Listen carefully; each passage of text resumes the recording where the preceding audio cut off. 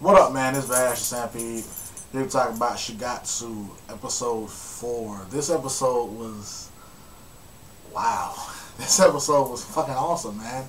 This series is just so beautifully animated and just so well put together, man, and I have to just compliment whoever is the director of this. I don't know what studio this is either, but I have to just give them compliments right off the bat because it is fucking amazing. It is really, really, really beautiful. I am very impressed with the way that this series is animated. But this episode was the episode in which we see Kosei become Kayori's accompanist.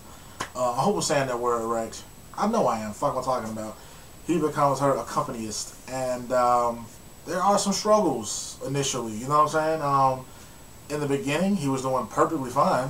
You know, he had to keep up with her sort of erratic playing, but he did perfectly fine. He was killing it. But as he's playing in his performance, he sees his deceased mother like in the corner, and it fucks him up.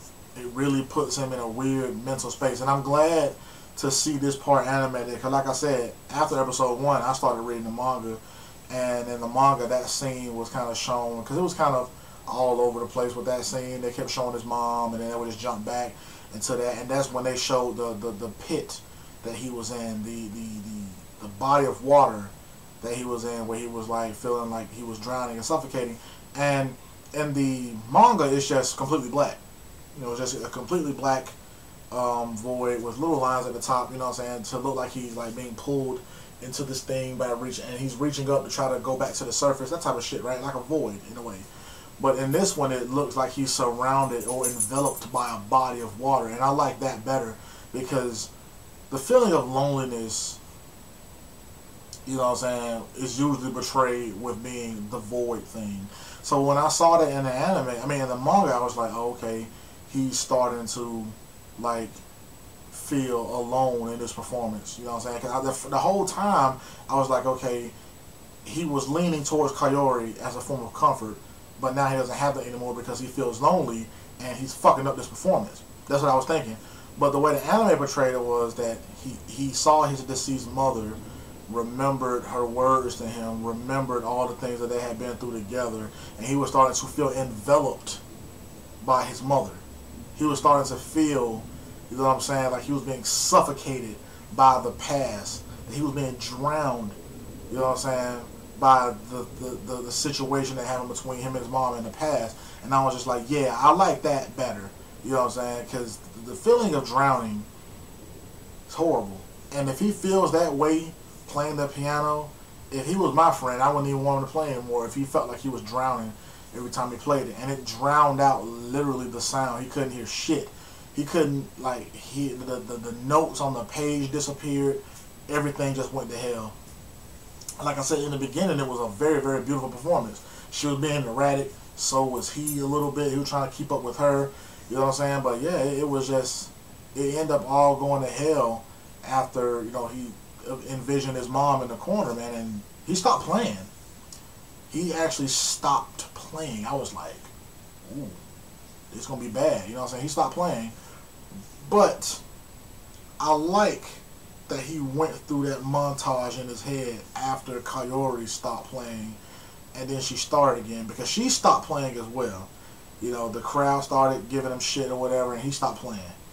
And then all of a sudden, Kayori stops playing, and she looks at him, and in her own mind, she's like, nah, we gonna get through this shit together, so you gotta keep playing, you gotta start playing again.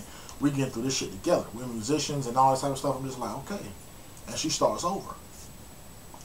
And as she's playing or whatever, all this shit is going through Kosei's head. Like, all of this stuff, man. He's thinking about, you know, why did you have that look in your eyes? And what did you see in me? You know, talking about Kayori. What did you see in me that led you to believe that I was going to be this great accompanist for you? What led you to believe that I haven't played piano in this amount of time? I can't hear music anymore. And he's just thinking about all this stuff. And he found his inspiration, which was just, it was her. You know, in the very beginning of this episode, he's kind of, you know, freaking out and panicking, and she headbutts him, but she's like, hey, look at me. Just look at me. Okay, that's all you need to do is look at me. Don't look down. Look up at me. And that, but like that statement literally became his mantra and his muse or whatever, because that's what he does. He's starting to play, but it was out of sync or whatever, but he looks towards her or whatever, and he finds his inspiration, he finds his motivation to continue playing, and he starts to play, and it's just beautiful. So much so that he was almost overshadowing her, you know what I'm saying? Like, with his style of play, he was overshadowing her. She even said, she's like, hey, friend, don't steal my spotlight. And I was just like, damn, you know what I'm saying? That shit was so awesome, man. They did, of course, they didn't win because they stopped in the middle of a performance or whatever, man. But yeah, man, like, it was so amazing. And that one judge said this shit. He was just like, wow, like, it's almost like a battle right now. You know what I'm saying? He said that shit, and it really was. It really was. It was like a struggle between two people who got these opposing ideals, but they're trying to mesh together to become like one, and it was so badass. Like, I know I'm talking about them playing musical instruments, but it was badass though. Like, seeing him struggle with his shit and seeing her, you know what I'm saying, like, just being erratic with her shit, I was just like, wow, that was badass. And the whole crowd loved it, and everyone stood up, and they were getting a clap, except for that one judge who doesn't like it at all. But then Kaori collapses and falls, and that's how this episode ends. So it ends on a dramatic note. And, whew, can't wait to see what's going to happen next week, man. This series is fucking amazing, man. I'm loving it right now, man. I am loving that shit. You know what I'm saying? It's obvious to me that this is going to be one of the better anime of this season, you know. Because of the drama and the romance aspect, I'm going to have to put it next to Ayoharu Ride. We'll have to see.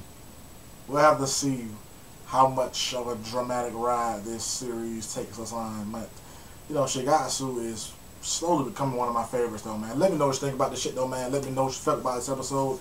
Let me know if you like the series. I read the manga now. You guys should read the manga. I think it's pretty good. The drawings are a bit different than the anime, but I still think it's good. Let me know what you think about all this shit, though, man. Bash or Stampede, gone.